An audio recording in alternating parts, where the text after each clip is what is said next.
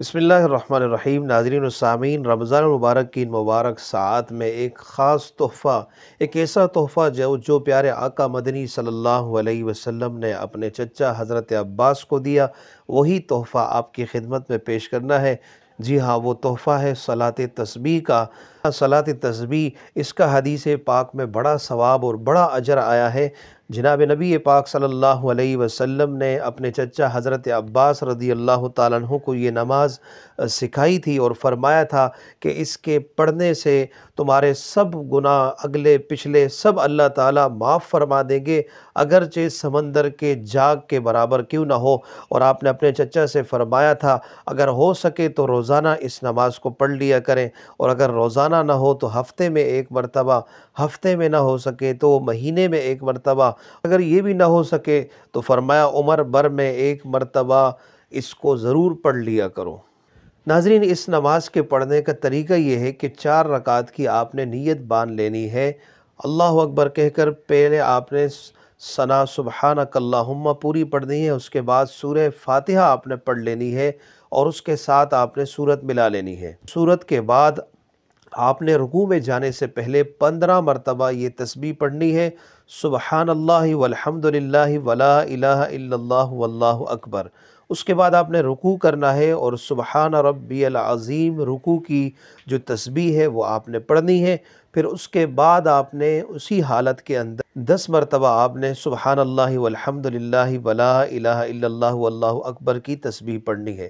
پھر آپ نے سمیع اللہ لمن حمیدہ ربنا لک الحمد، جب آپ سیدھا کھڑے ہو جائیں تو اس کے بعد آپ نے سجدے میں جانے سے پہلے کھڑے کھڑے 10 مرتبہ سبحان اللہ والحمد للہ ولا الہ الا اللہ واللہ اکبر کی تسبیح پڑھنی ہے۔ پھر اس کے بعد آپ نے تکبیر کہہ کر سجدے کی طرف جانا ہے، اور سجدے کی پہلے سجدے میں آپ نے سجدے کی تسبیح پڑھنی ہے سبحان ربی الاعلیٰ، اور اس کے بعد آپ نے 10 مرتبہ یہ تسبیح پڑھنی ہے سبحان اللہ والحمد للہ ولا الہ الا اللہ واللہ اکبر۔ پھر آپ نے اللہ اکبر کہہ کر دوسرے سجدے میں جانے سے پہلے 10 مرتبہ اس کو پڑھنا ہے۔ پھر دوسرے سجدے میں جب آپ جائیں گے تو سجدے کی تسبیح کے بعد 10 مرتبہ آپ نے یہ تسبیح پھر پڑھنی ہے۔ پھر اس کے بعد دوسری رکعت میں کھڑے ہونے سے پہلے آپ نے 10 مرتبہ اس تسبیح کو پڑھنا ہے۔ پھر آپ نے دوسری رکعت کے لیے کھڑے ہو جانا ہے، اور وہی پہلی والی ترتیب کے ساتھ آپ نے دوبارہ پڑھنا ہے۔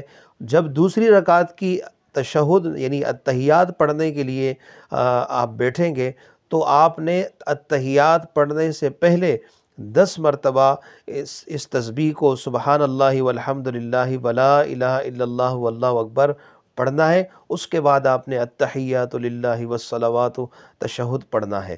پھر اس کے بعد آپ نے باقی ماندہ رکعتوں کو اسی طریقے سے، اسی ترتیب کے مطابق آپ نے پورا کرنا ہے۔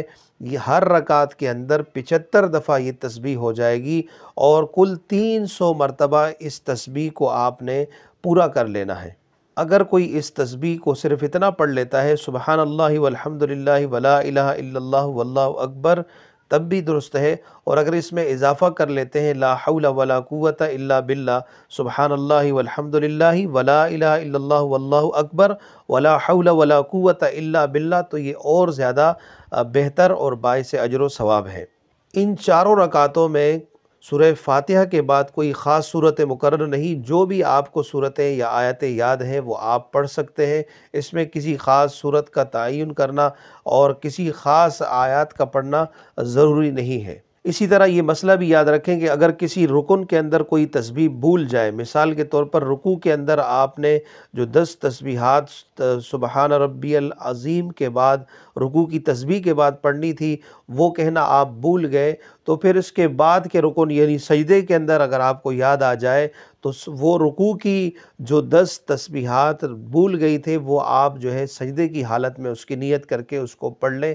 اس طرح آپ کی جو ہے وہ تسبیح کی جو تعداد ہے وہ انشاءاللہ مکمل ہوگی اور نماز درست ہو جائے گی۔ اللہ تبارک و تعالی ہمیں اس مبارک عمل کو، صلاۃ تسبیح کو، اللہ تعالی رمضان المبارک کی ہر رات میں کرنے کی اور پڑھنے کی توفیق نصیب فرمائے۔